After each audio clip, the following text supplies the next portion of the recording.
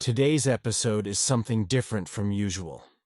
Today, I'm going to tell you my process for writing an episode of Easy Stories in English. A process is the way something is done.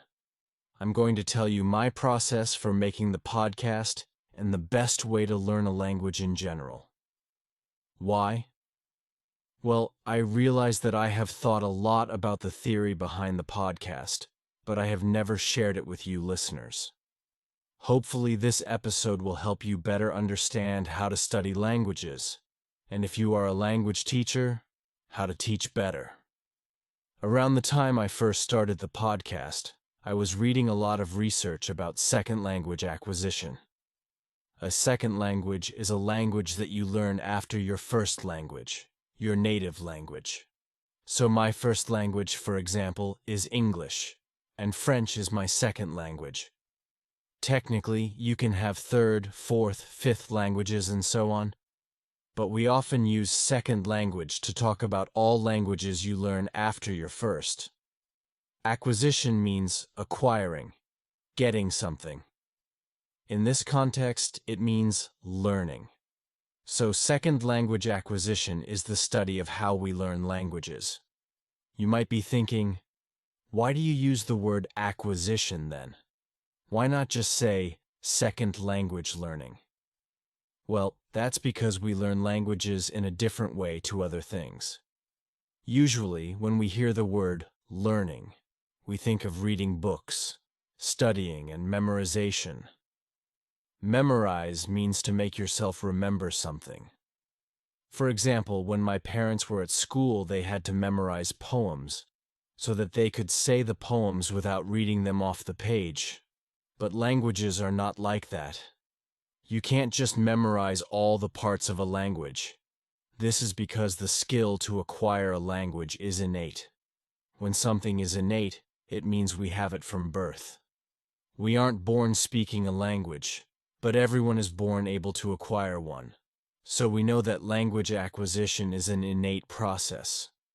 We listen to the language around us. People communicate with us. And so we acquire our first language. How we acquire our first language hasn't really changed much in human history, because it works. What doesn't work so well is language teaching, at least for most people. Think of your language classes at school.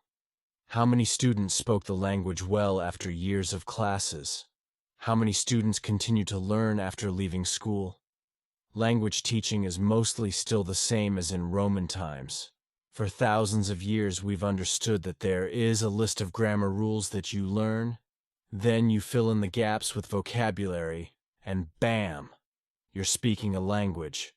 Except that doesn't usually happen, does it? Now, some of you might have enjoyed this way of teaching. Some people have brains that understand grammar very well. I'm one of those annoying people myself. But you probably still studied English for years, without feeling like you could actually speak it. In the 1970s, a linguist called Stephen Krashen had a hypothesis. A hypothesis is an idea in science that someone is trying to prove. For example, there is a famous story about Isaac Newton. Apparently, an apple fell on Isaac Newton's head, and that inspired him to create a hypothesis.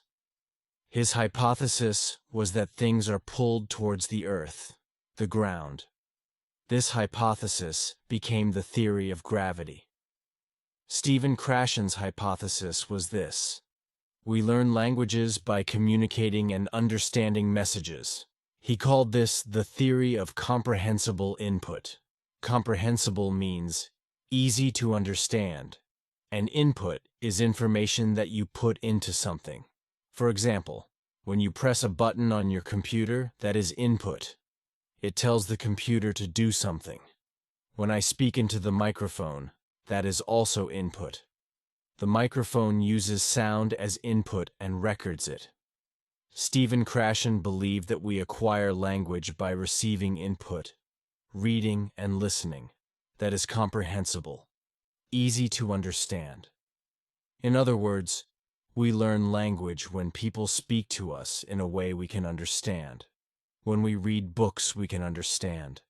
When we listen to podcasts, we can understand, maybe like this one, and so on. In one of his talks, Stephen Krashen gives an example of an experience that inspired his theory. He was working as director of English as a second language at a university in New York in the 1970s. Next door to his apartment lived a family who had recently moved from Japan. So of course he tried teaching English to one of the children, a 4-year-old girl called Hitomi. How did he do this? He encouraged Hitomi to practice speaking. First, he told her phrases to say, "Do you like that ball?" But she said nothing. Next, he gave her the words to say, "Ball, say ball." She said nothing. So then he broke down the words into individual sounds. Ba-a-la-la, ball. Still, she said nothing. He tried making a deal with her, making an agreement with her, saying things like, "I won't give you the ball until you say the word ball." By now, you can probably guess that this didn't work. Then, 5 months later, Hitomi started to speak. By the end of the year, Hitomi could speak almost as well as the other kids her age in the neighborhood. So what happened? In those 5 months when Hitomi was silent, it seemed like she wasn't learning. But she was. She was listening. She was understanding things in context. She was acquiring language through comprehensible input. Now you may be thinking, "Hey, I spend lots of time watching TV shows in English, and it's taken me a lot longer than 5 months to be able to speak." Well, think of it this way. In those 5 months that Hitomi was in New York, she was surrounded by English all day, every day. And because she was a child, people would be trying to make things easy for her to understand. For those 5 months, that silent period, Hitomi wasn't speaking, but she was acquiring. And importantly, she was communicating. When people talked to her in English, she didn't just stand there and do nothing. She told people when she understood and when she didn't, and she could answer simple questions. How? The same way we all do as children, by making facial expressions, like smiling or looking confused, and using body language. When she was ready, she spoke, and her speaking improved very quickly. Since Krashen published his theory in the 1970s, many other researchers have criticized him. Researchers are scientists who do research, who create and test new hypotheses in science. Researchers often criticize each other. They say that someone else's theory is wrong, that the answer is different. And many researchers in second language acquisition have criticized Krashen's idea of comprehensible input. However, almost all second language acquisition researchers basically agree with Krashen. Often, they call comprehensible input something different, or they consider it part of a wider idea. For example, implicit versus explicit learning. And there is a lot of research that supports Krashen's theory. In 2021, 2 researchers, Karen Lichtman and Bill Van Patten, said that comprehensible input is not a hypothesis. It is a fact, and I agree. While teaching, I've seen so many students who hate learning languages, who find it scary, who have spent years studying vocabulary lists, but still feel uncomfortable speaking to a native speaker. On the other hand, when I taught them using comprehensible input, stories, games, conversations, and so on, they started to change. They grew more confident, and they began to use the language without thinking about it. So when I started Easy Stories in English, I used Krashen's theory to guide me. As I said earlier, other researchers have added ideas to Krashen's work, and there is lots of important research on second language acquisition that has happened since the 1970s. However, Krashen's theory is a great introduction to this topic, and I think it is the clearest way to talk about these ideas. If I was teaching this as a class in university, I would talk more about other researchers, but this really is an introduction to the topic. If you are interested and want to learn more, I've put a bibliography, a list of books and articles I used to help write this episode. I've put a bibliography under the transcript at easystoriesinenglish.com. Learn. Today's episode is quite scientific, so if you are finding it hard to follow, make sure to take lots of breaks.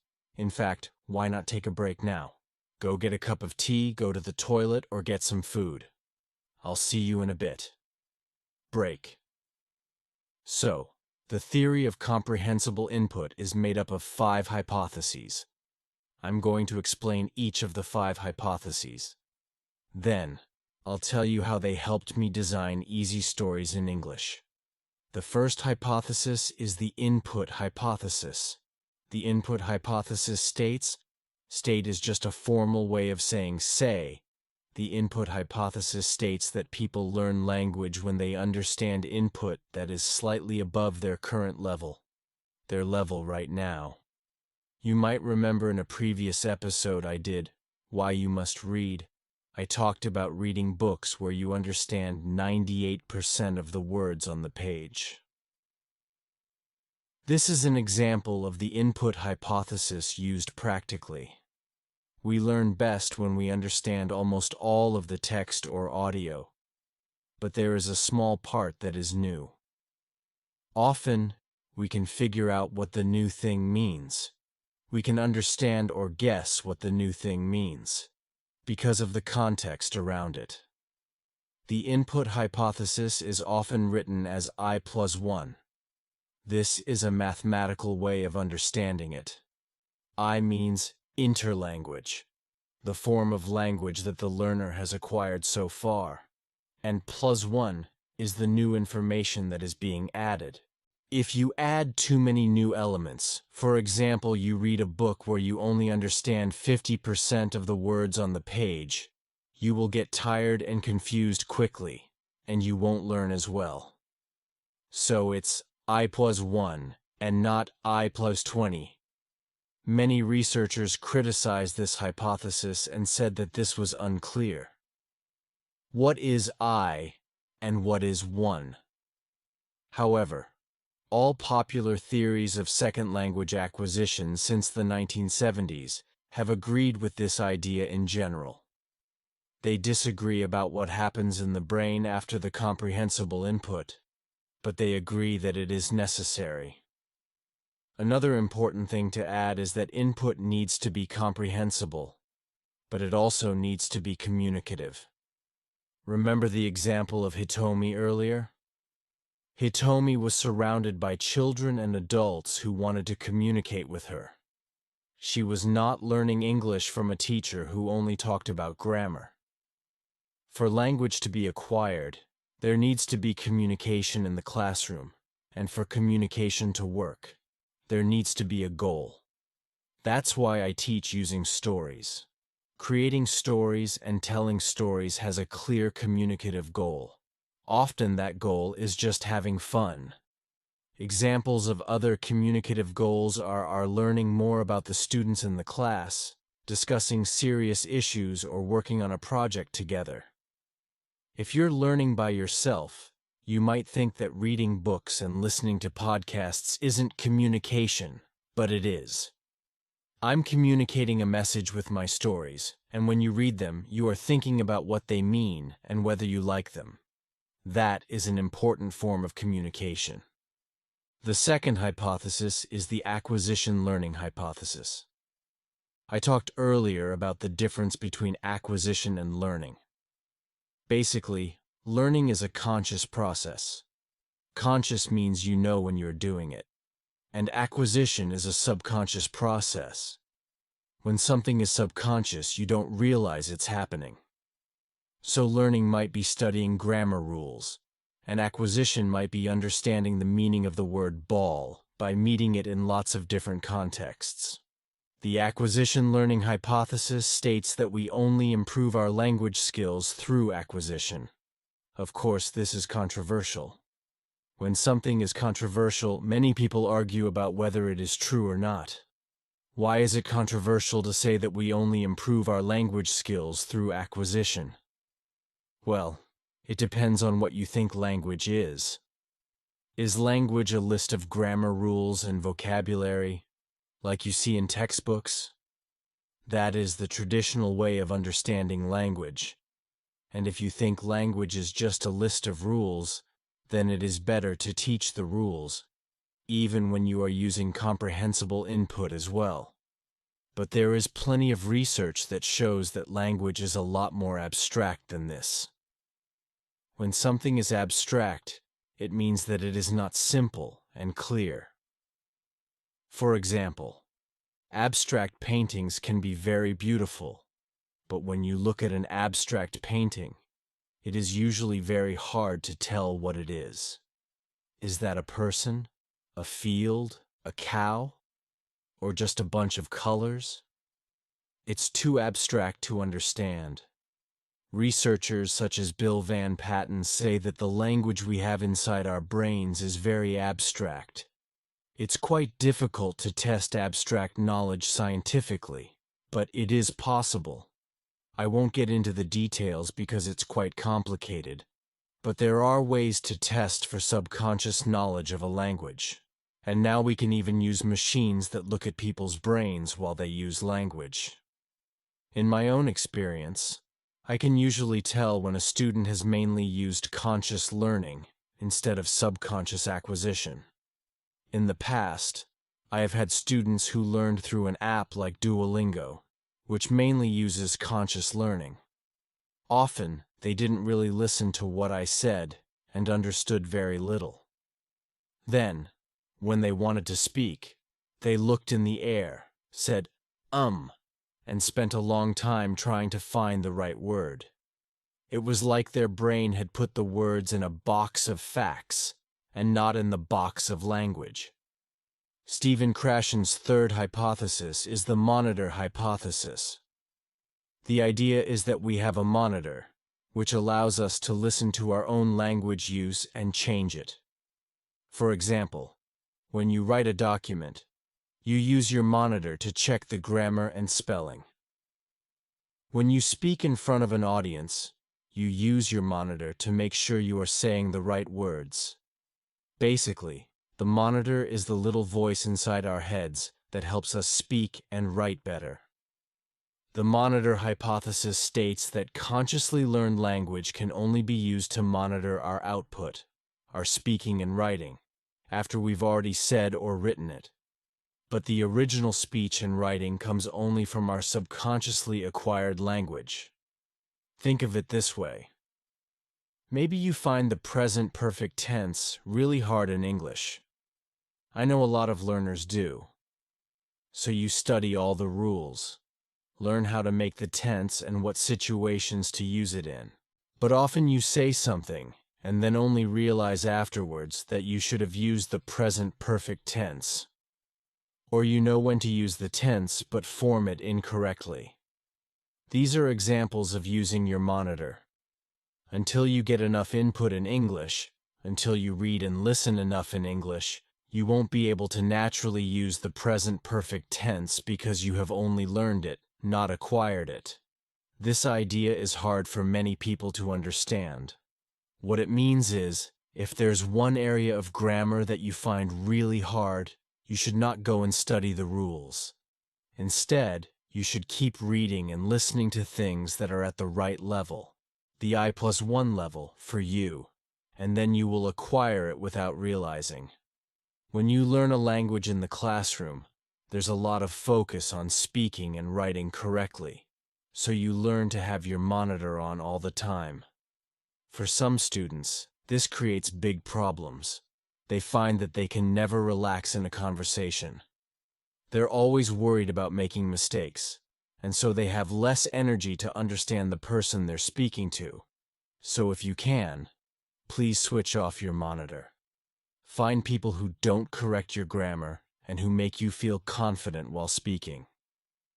Stephen Krashen's fourth hypothesis is the natural order hypothesis. The natural order hypothesis states that all learners acquire certain things in a specific order. Interestingly, the natural order of grammar acquisition is quite different from what people expect. The grammar that we often think is simple is sometimes acquired much later than other grammar points. For example, in English, we add an S to the end of verbs in the third person singular of the present tense. For example, we say I walk, but he walks. This is quite a strange rule, because verbs don't change like this otherwise in English. And research shows that in first language acquisition and second language acquisition, this grammar point is acquired very late on. However, most teachers of English think this is a simple rule, so they spend lots of time teaching it and correcting students' mistakes at an early level. This wastes time and makes students feel bad for not understanding something simple, when actually it's one of the last things native speakers acquire as well. If you think of language as a list of rules, then it makes sense to teach this way. But if you believe that language is abstract, then this doesn't make sense. Since Krashen's original theory, research has shown that this idea is true, and that actually, there is a natural order for many parts of language. This is sometimes called ordered development. The order can change a bit depending on your native language, but it mostly stays the same. Finally, Stephen Krashen's fifth hypothesis is the affective filter hypothesis. Affective with an A means related to feelings or emotions. A filter is something that you use to keep some things out, but take some things in. For example, you might use an air filter to keep some things in the air, like oxygen. Oxygen is very important for us to live. But to take out things like dead skin and pollen, which make the quality of the air worse. The affective filter hypothesis states that when a learner has negative emotions, bad feelings, like anxiety, nervousness, or boredom, the negative emotions create a filter which makes acquiring language harder. If you're having fun while learning English and you feel relaxed, you're going to understand a lot more of the language. But if you're bored, hungry, or scared that you'll say something wrong, you'll understand less language. Those negative emotions create a filter that stops the language from coming in. Therefore, it is very important for language classes and language resources to create positive feelings. Correcting students for making mistakes, in my experience, mainly creates negative emotions. And over time, students can build up a strong, effective filter. I've had students who are so nervous that as soon as they don't understand one word, they panic, they get anxious, and then they cannot understand anything. So, these are the 5 hypotheses that make up Stephen Krashen's theory of comprehensible input. I'll just remind you of what they are, then we'll take a break. And when we come back, I'll explain how I use them to make easy stories in English. The 5 hypotheses are: the input hypothesis, that we acquire language best when it is just a bit above our current level, or I+1. The acquisition learning hypothesis, that subconsciously acquired language and consciously learned language are separate and improvement comes only from acquisition. The monitor hypothesis, that consciously learned language can only be used to monitor our output, our speaking and writing, and not to actually speak and write. The natural order hypothesis, that all learners acquire language in a certain order, and the affective filter hypothesis, that negative emotions can create a filter which makes acquiring language harder. That was a lot, huh? Your brain must be hurting now. So let's take another break. You could even go and sleep for a bit, or come back to this episode another day. Don't worry, I'll still be here. Break. In the past, when I taught English to groups, the issue always was, how do I make myself comprehensible to all these people? It's the same question I had when I started Easy Stories in English. I already knew how to make my classes and my podcast fun, with stories, of course. This isn't an original idea of mine.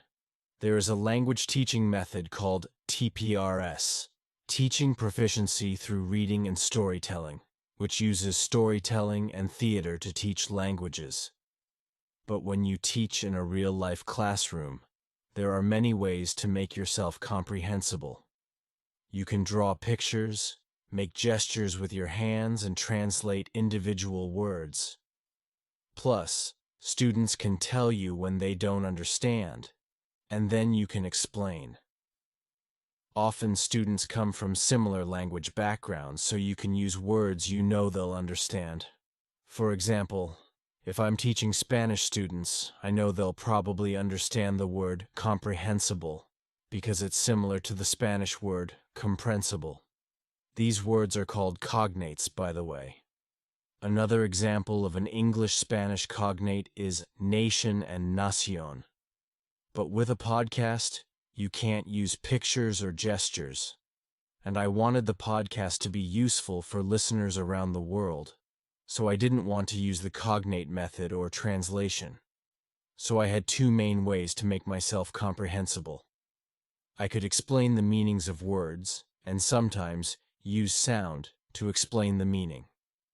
That's why I decided to use 4 levels: beginner, pre-intermediate, intermediate, and advanced, to divide up the stories. Fortunately, there is a fantastic resource called English Profile, which tells you what words belong to what language level. They use data, information. They use data from English language exams around the world to decide which words were beginner words, which were intermediate words, and so on. They use the levels from the Common European Framework of Reference, or CEFR. You might have heard of the CEFR before. It has 6 levels: A1, A2, B1, B2, C1, and C2. The beginner-level episodes of Easy Stories in English are A2 level, the pre-intermediate episodes are B1, the intermediate episodes are B2, and the advanced stories are C1 level. I decided to not do A1 or C2, because A1 is very hard to teach without using translation, drawing pictures, and so on. And when you're at C2 level, you can usually start using resources that native speakers would use. For example, reading Harry Potter or watching the TV show Friends. Every time I write a new story, I decide what level it's going to be, and then I use the English Profile vocabulary lists to make sure that all the words in the story are at the same level or from a lower level. I also try to include around 10 new words, which I explain the meaning of at the start of the episode. These are always words from a higher level. So when I write a beginner-level story, I try to only use A2 and A1 level words. But maybe I want to use the word smile, which is a B1 level word. Then I will make sure to introduce smile earlier in the episode and explain its meaning. This is following Stephen Krashen's input hypothesis, I+1. Following the acquisition learning hypothesis, Easy Stories in English focuses on only providing comprehensible input. I almost never talk about grammar on here, and I teach words in context. The monitor hypothesis doesn't affect my podcast very much, as I can't stop you from using your monitor when you're speaking and writing.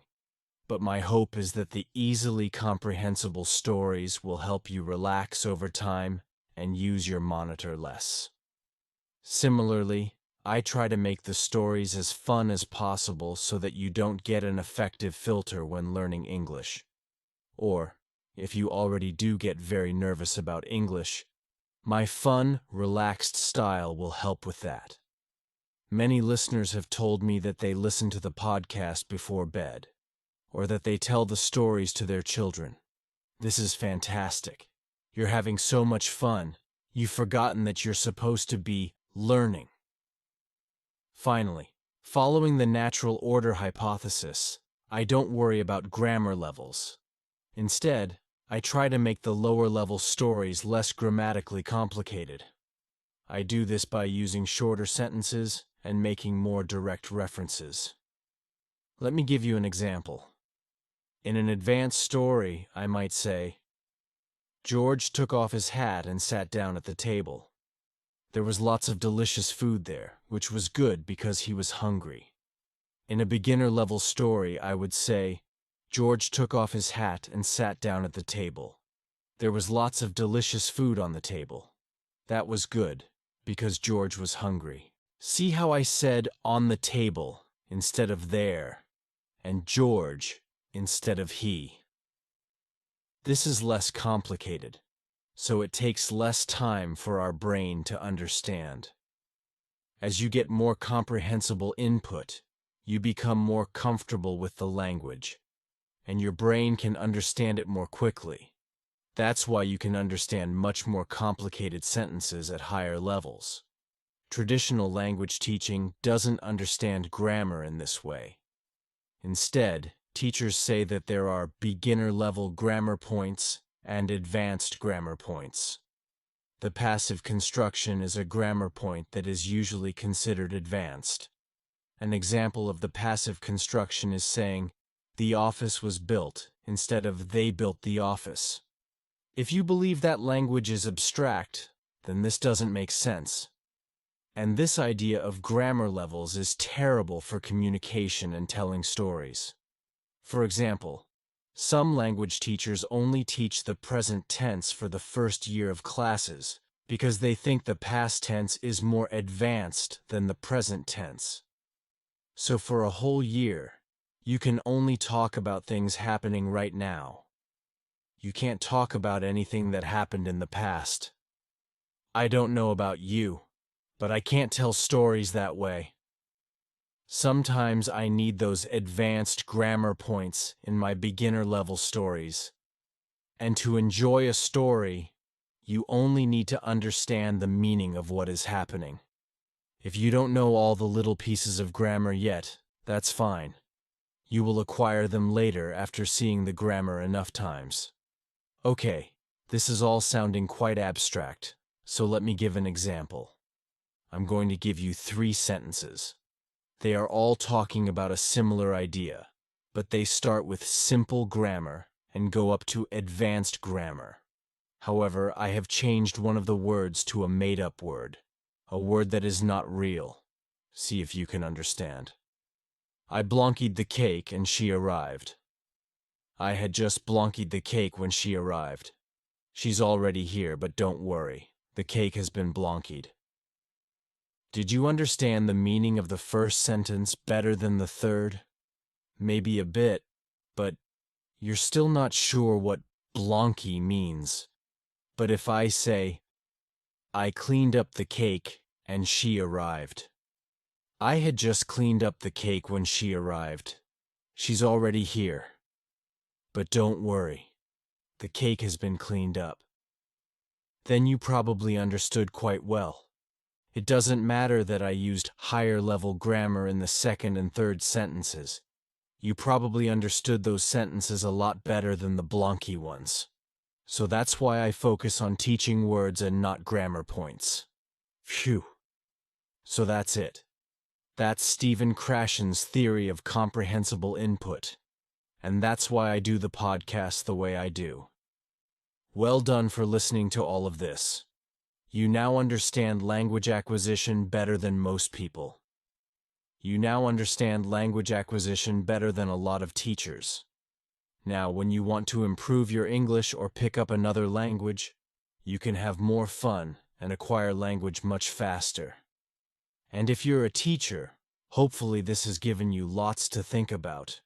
If you're thinking, time, this is all great. But where can I find good comprehensible resources for learning languages? I recommend you sign up for my email newsletter at easystoriesinenglish.com. email. When you sign up, you get a free PDF with my top 10 language learning advice, and I'll email you every time there's a new episode of the podcast. You can even sign up, get the PDF, and unsubscribe. Really, I don't mind. Of course, you might also be thinking, but Ariel, I love studying grammar. And that's fine. Do what you find fun, and what you can keep doing for a long time. As long as you're still improving, that's all that matters. On the other hand, if this episode has sparked an interest in you, when something sparks an interest, you become very interested in something new. If this episode has sparked an interest for second language acquisition theory, then I recommend you listen to my episode, Why You Must Read, where I talk more about research into reading and language acquisition. You can listen to Why You Must Read at 2 Days English. If you're curious about what teaching using comprehensible input looks like, I've put some YouTube videos at the bottom of today's transcript at easystoriesinenglish.com. Learn. There's even some of my own teaching in there. I'm going to do another episode soon called How to Teach a Language, which will give advice for people who want to teach a language to a friend or partner.